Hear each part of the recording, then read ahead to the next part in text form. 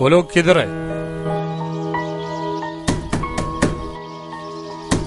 जल्दी आओ, गाड़ी आया हुआ है नीचे।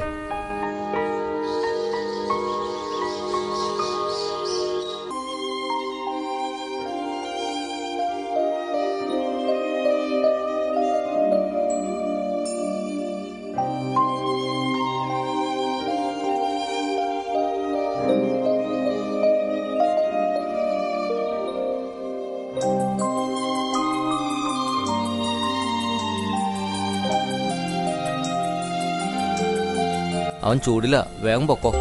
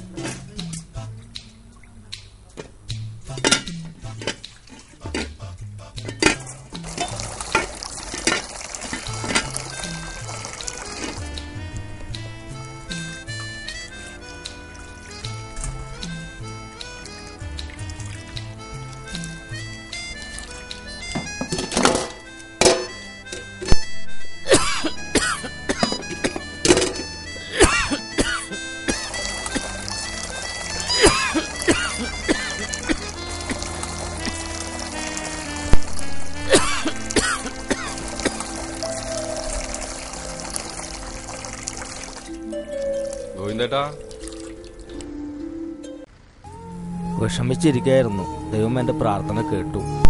ദൈവം ഗോവിന്ദേട്ടനെ ഒരിക്കലും കൈവിടില്ല. നിന്റെ അറബി ഇല്ലെങ്കിൽ എനിക്ക് ഓർക്കാൻ വയ്യ. ആ നല്ല മനുഷ്യന് ദൈവം ദീർഘായുസ് കൊടുക്കട്ടെ. ശരിയാ, ദൈവം അവന് ദീർഘായുസ് കൊടുക്കട്ടെ. ഈ പൊതുമാപ്പിന് നാട്ടിൽ പൊക്കൂടെ? എങ്ങനെ പോകാനാ? ആരുണ്ട് അശോക അവിടെ? ആയ കാലമെല്ലാം ഇവിടെ പണിയെടുത്തു. പെങ്ങന്മാരെല്ലാം കെട്ടിച്ചു, മക്കളെല്ലാം കെട്ടിച്ചു. എല്ലാവർക്കും സുഖം, എല്ലാവരും നല്ല നിലയിൽ ജീവിക്കുന്നു. എന്നെ ആർക്കും വേണ്ട.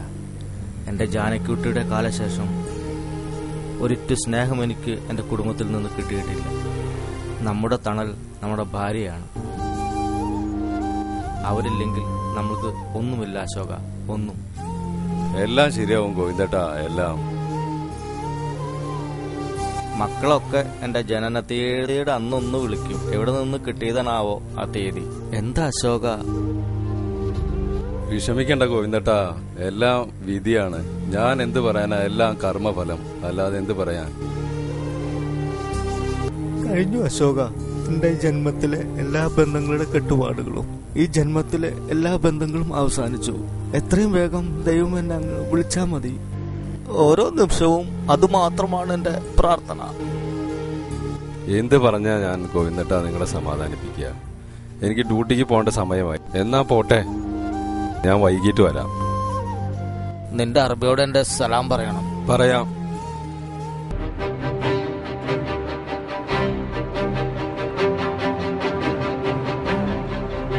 എന്തുവാണ് നോക്കുന്നത്? ചേട്ടനൊന്ന് കാണണ്ടാ.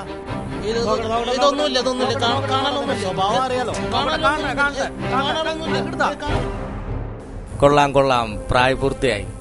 ഞാൻ വീട്ടിലറിയിക്കാം. മാസം ഞാൻ നാട്ടിൽ വരുന്നുണ്ട്. നീ എന്തെങ്ങനെ? എനിക്ക് സ്നേഹമില്ലായിട്ടാണോ? എത്ര വിഷമിച്ചിട്ടാണോ ഞാൻ ഇവിടെ നിൽക്കുന്നത്? ശരി ശരി, ഞാൻ വൈകിട്ട് വിളിക്കാം. നാളികേരത്തിന്റെ നാട്ടിലെനിക്കൊരു നാഴിയിടങ്ങഴി മണ്ണുണ്ട്, ഒരു നാഴിയിടങ്ങഴി മണ്ണുണ്ട്. അതിൽ നാരായണ കിളിക്കൂട് പോലുള്ളൊരു 4 കാലോലപ്പുരയുണ്ട്.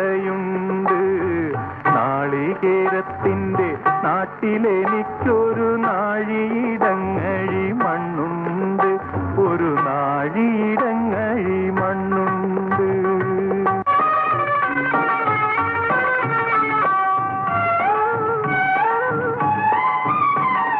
നോമ്പും നോറ്റെന്നെ കാത്തിരിക്കും വാഴക്കൂമ്പു പോലുള്ളൊരു പെണ്ണുണ്ട്. ചാമ്പയ്ക്കാച്ചുണ്ടുള്ള ചന്ദന കവിളുള്ള ചാട്ടുളി കണ്ണുള്ള പെണ്ണുണ്ട്.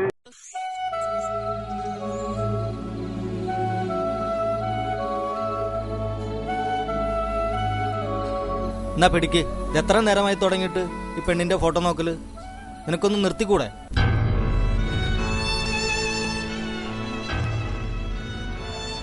ഇതല്ലാതെ വേറെ നമുക്കെന്താ ഉള്ളത്? ഇത് മാത്രമാണ് ഒരാശ്രയം. നാട്ടിൽ പോകണം ഗോവിന്ദേട്ടാ. നാട്ടിൽ പോകണം തോന്നിയാൽ പോകണം, അല്ലാതെ ഫോട്ടോ തിരിക്കലല്ല സ്നേഹം. എന്നെ നീ ഉപദേശിക്കണ്ട. സ്നേഹത്തെക്കുറിച്ച് പറയാൻ നിനക്ക് എന്താ അവകാശമുണ്ട്? പ്രേമിച്ച പെണ്ണിനെ ഉപേക്ഷിച്ച് കല്യാണത്തലേന്ന് പോന്നവനല്ലട നീ. അങ്ങനത്തെ നിനക്ക് സ്നേഹത്തിന്റെ വില അറിയോ? സ്നേഹമെന്ന വാക്കുച്ചരിക്കാൻ നിനക്ക് അർഹതയുണ്ടോ? ഓഫീസേ വേണ്ട, അതിൽ കിടക്കുന്നു. എന്താ നിങ്ങൾ ഇങ്ങനെ? സിറാജെ, വഴക്കിന് നിൽക്കല്ലേ? നിങ്ങൾ നിങ്ങളെ പണി നോക്കി. അവൻ പറഞ്ഞു പോയത് കണ്ട. പോട്ടെ മോനെ, ക്ഷമിക്ക്. അവൻ എന്തെങ്കിലും ചെയ്യട്ടെ.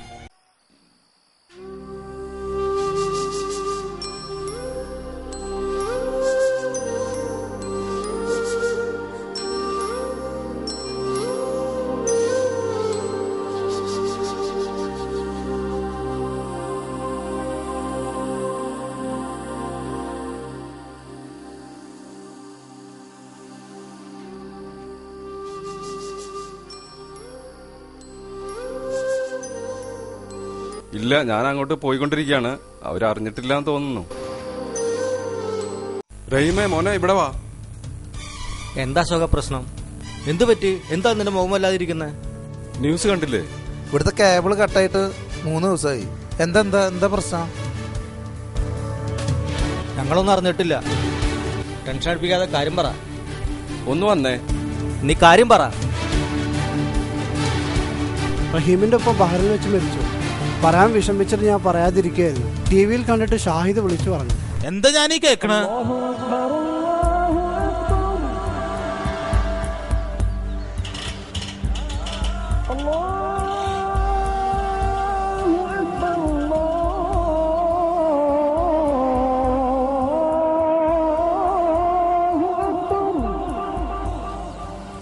നിക്ക് മോനെ, കരയണ്ട. നീ എവിടേക്ക് പോണേ?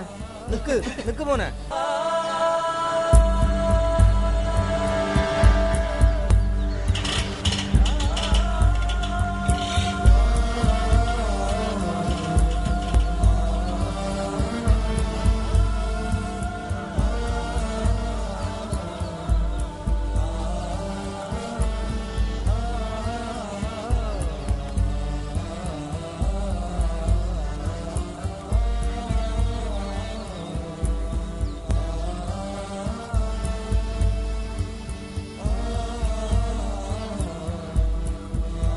സിറാജൊക്കെ എനിക്ക് നാട്ടിൽ പോണം.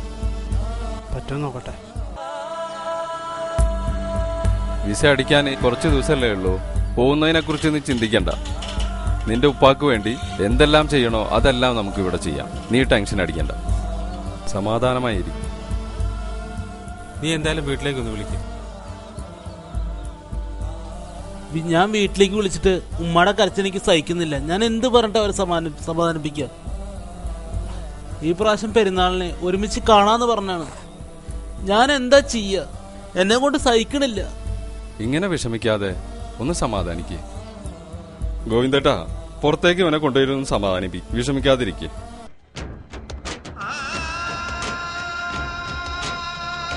നാട്ടിലേക്ക് പോകണമെങ്കിൽ പൊക്കോട്ടെ. എന്തിനാ കാത്തു നിൽക്കുന്നത്? പോയിട്ടെന്താ കാര്യം? അവന് പെങ്ങന്മാര് 3.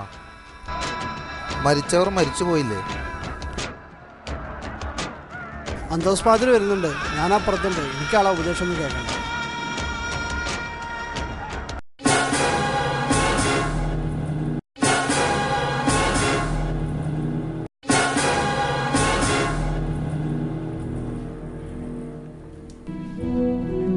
റഹീമേ,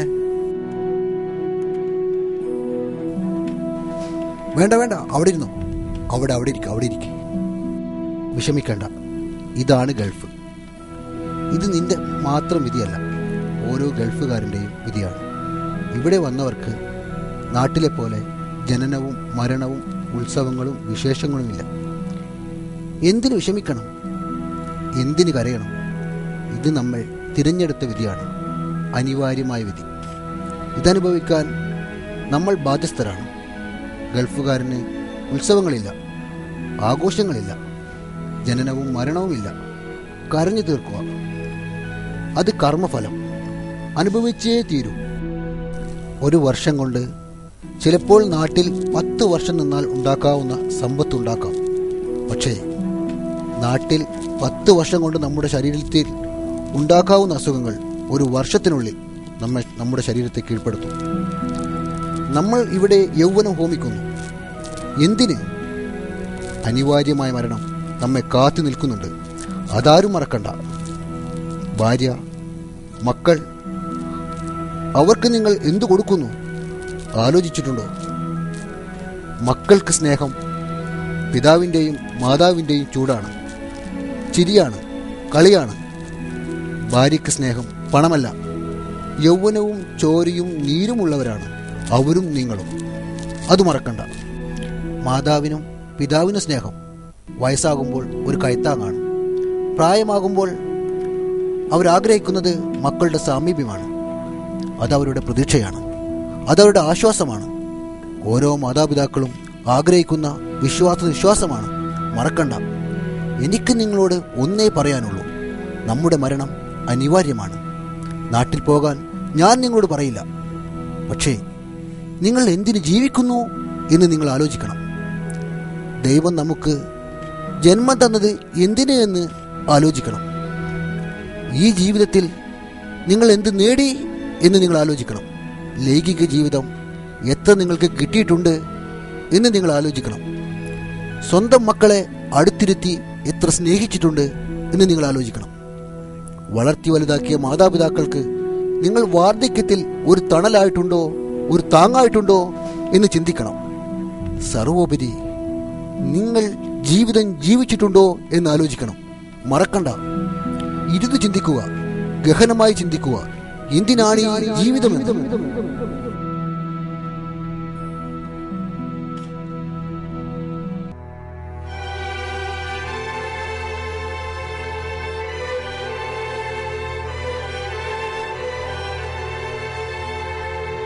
रहीम किधर है? रहीम आज काम पर क्यों नहीं आया? रहीम आज ड्यूटी में नहीं आता है। वो नहीं चलेगा, रहीम आज ड्यूटी पे आने चाहिए। क्यों, कंपनी उसको तनख्वाह नहीं देते? क्यों नहीं आएगा वो? लाजम उसको आने के लिए बोलो। उसका बाबा मर गया, तुझे नहीं मालूम?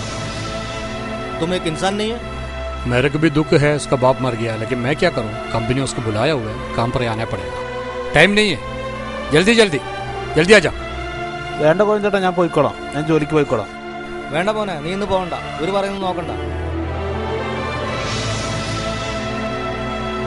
चल जल्दी चल, टाइम नहीं है, जल्दी जल्दी चल चल चल। എന്തായാലും ഇന്നല്ലെങ്കിൽ നാളെയും ജോലിക്ക് പോകണ്ടല്ലേ. എനിക്ക് വിഷമമുണ്ട് പോനെ. വിഷമിക്കണ്ട, ഞാൻ പോയിട്ട് വരാം. പോട്ടെ കോഞ്ചേട്ടാ.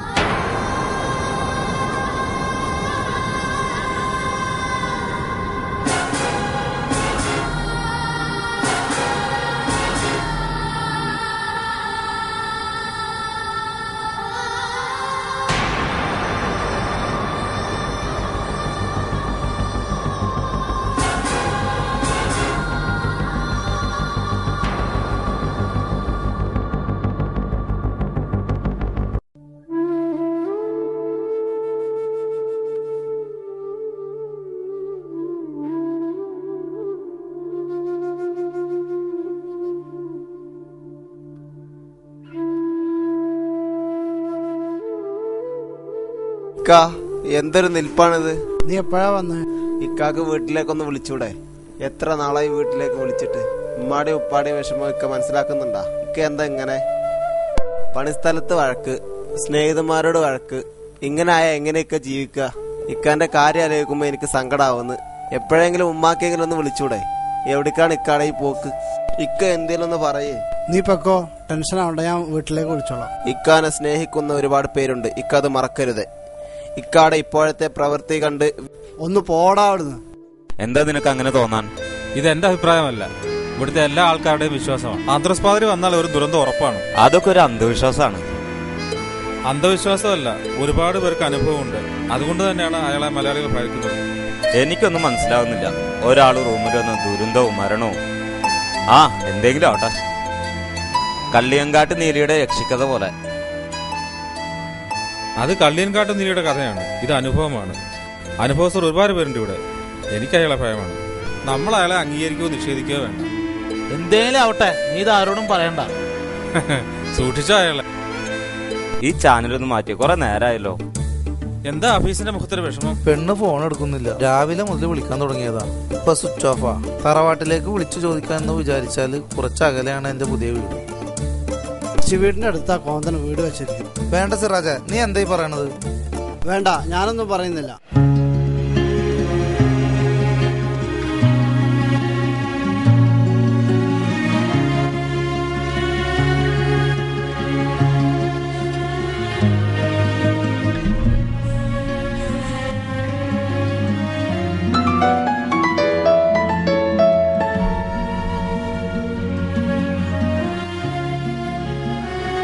ഞാനാടാ ഓഫീസാ. എന്തായാലും പറഞ്ഞോ. എനിക്ക് ടെൻഷൻ ഒന്നും ആവില്ലടാ.